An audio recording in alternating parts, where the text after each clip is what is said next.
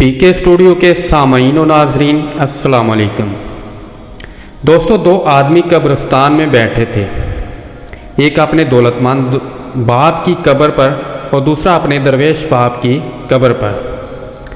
अमीरजादे ने दरवेश लड़के को ताना दिया कि मेरे बाप की कब्र का संदूक पत्थर का है, उसका कुतबा रंगीन और फर्श संगमरमर का है और फिरोज़े की ईंट उसमें जुड़ी हुई है। इसके मुकाबले में तेरे बाप की कब्र कैसी खस्ता हाल है। वो दो मुट्ठी मट्टी उस पर पड़ी है और दो ईंटें उस पर रखी हैं।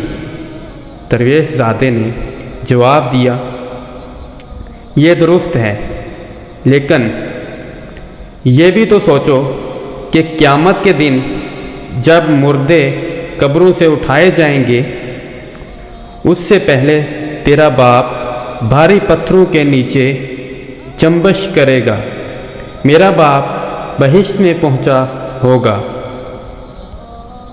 तो दोस्तों, ये वीडियो अगर आपको पसंद आई है तो इसको लाइक कर दें और अपने प्यारे प्यारे दोस्तों को शेयर कर दें और मज़ीद ऐसी अच्छी वीडियोस के लिए हमारे चैनल को सब्सक्राइब कर लें।